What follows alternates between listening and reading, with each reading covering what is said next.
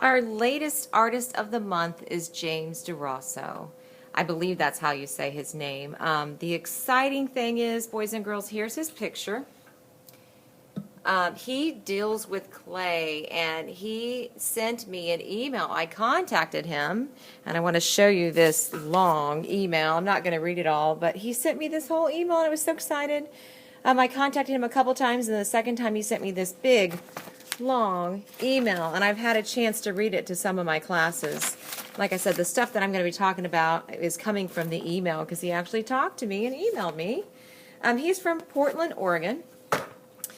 Let me see here. Oh, his birthday is February 26, 1963, which would make him 53. And he is influenced by, and I thought this was super cool, Maurice Sendak. Some kids were like, I don't know who Maurice Sendak is. And I said, yes, you do. It's Where the Wild Things Are. That is the author of this book. And that's somebody that inspired him because I asked him the questions and he answered me in the email. He said, Tim Burton. Tim Burton has made all kinds of movies. I'm trying to use my stand, so if you hear the clicking, sorry. So Tim Burton is somebody that has influenced him. And he also said Wassily Kandinsky. Wassily Kandinsky was who, class? You're right, our Artist of the Month last month. And Ralph Steadman, Umberto Bocchini, Edgar Allan Poe, who is a writer. And then there's Maurice Sendak. So that's who influenced him. The description, I put see email because there's all kinds of things that he told me in his email, which is so exciting. I'm going to show you a video. These are his sketches in his email, and I'm going to read it and part of it once I show you these pictures. Here is a sketch that he's done. These are several of his monsters, and I just love his clay monsters. And he actually builds them. He talked about how he has a contrast of, see how these eyes are shiny? He uses shiny glaze, which glaze when you fire it the second time. The first time that clay is fired, it's called a bisque. I've talked about this with the 5th graders because they're doing clay monsters. And he uses a matte finish on this glaze here. And these pieces here are not clay. It's actually metal that he has found from a junkyard, and he went and grabbed these scraps and glued them with epoxy. Here he is working on some clay. He actually makes clay monsters that have a function, like he makes cookie jars.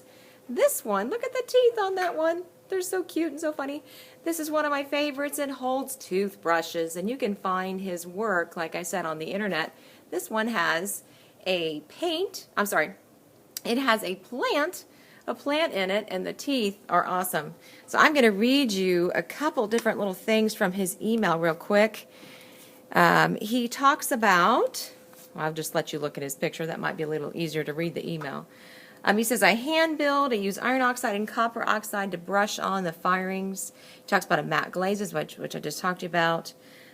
He changes monsters, and he says, I draw in sketchbooks all the time. Almost every new monster that I create in clay is first a drawing where I work out the look or the detail on the paper. Let me show you some other things while I'm reading the rest of this email.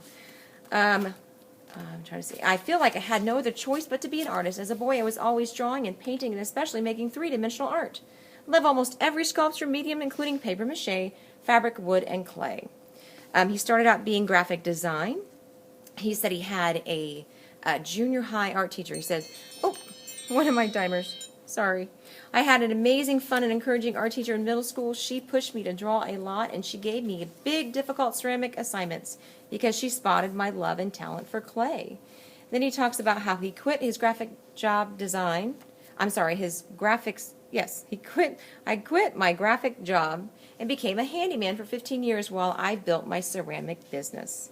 It's been almost 10 years now doing ceramics art as a full-time job. What else was I going to tell you? Oh, I have stacks of sketchbooks. Again, boys and girls, he talks about how important sketching is, and we've talked about this year, and that's why we have sketchbooks. I have stacks of sketchbooks filled with drawings of my ideas of the monsters I make. Every 3 to 9 months, I have a new favorite monster to create.